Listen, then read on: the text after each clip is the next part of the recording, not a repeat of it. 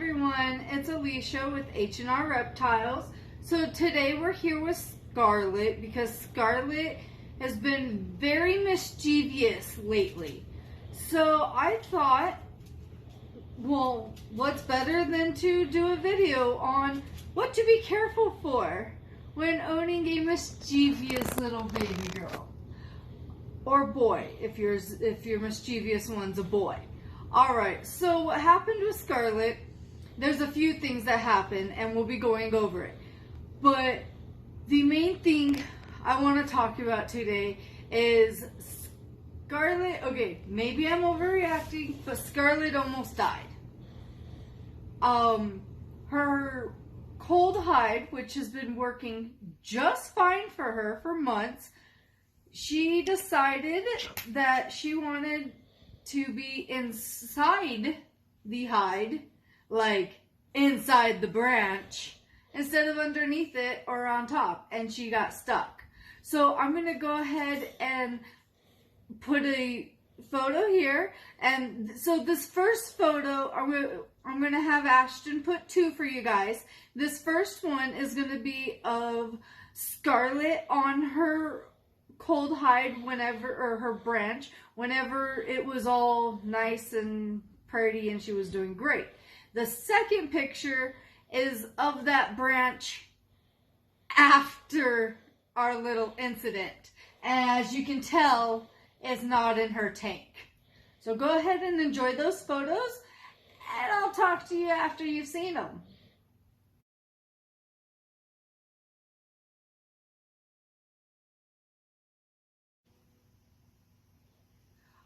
How did you enjoy those pictures? Well, I tell you, it was a lot scarier in person. So I went ahead and reassembled her branch. So over here we had, and I can't really get exactly how it was, but there was a little hole over here. Obviously she was able to get in it enough. And she had, so she's about 5 foot long. She had all of her body except for about 4 to 5 inches inside of this. Which may think, oh, well, it's a ball python, it's not too long, or it's not too bad. But then you got to remember too, right here is as far as she could go. So she was only from here to here. She was doubled back on herself. I could feel her right through here. She was doubled back on herself. She was so scared. And honestly, I'm really glad that she didn't just freak out on me. I really thought that I was going to get bit. Surprisingly, I didn't. So we started by kind of breaking it open a bit. So we just kind of broke this all open. And you'll be able to see in that picture just exactly how broken open it was. But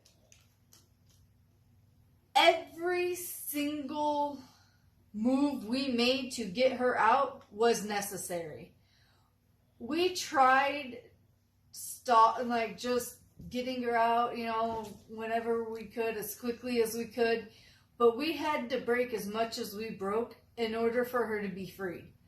It honestly was the scariest moment I've had in reptile keeping. But that's not all. Scarlett has had a very adventurous week. So, in the last video where I talked about Scarlett, I told you guys that we redid her tank with her Reptibark, and I really like the moisture the Reptibark holds. I really like the way it smells and everything, but unfortunately she's starting to splinter, and I at first thought this was a burn because I didn't know. I just seen red on her belly, and that's usually the first thing that happens. That's usually the first thing that it is. That's usually your most common thing there, but this case, I'm pretty sure it's splinters because I'm still seeing splinters in her body, poor baby. And I'll go ahead and grab her and we'll be right back with her. All right, and so here's our Scarlett. As you can see, she's doing okay, recovering well from her scare. So I have to, before I go into the whole splinters and everything, I do have to say, like I said, at first, of course, I did investigate the possibility of it being a burn. Now, we're very careful with the temperatures in our tanks, and of course, we do have them set up to probes, to digital thermometers that check all that and keep it all good. And we also have a handheld thermometer that we check it. However, I did find one scenario where I may find might be dangerous for some. So I just want to go ahead and address it just because. So if you're like me and you take your baby out in public and you go out and about together, make sure that whenever you take them out, if you mess up their probe, here's something. So we used to just, if we messed it up, whatever. When we came back, we'd fix it. And, you know, it wasn't a big deal. We'd put them back in there in a little bit. It wasn't a big deal. However, when I was actually checking it and everything, us being gone for about 40 to 50 minutes, might have been less than that actually, with her. So we brought her out with us.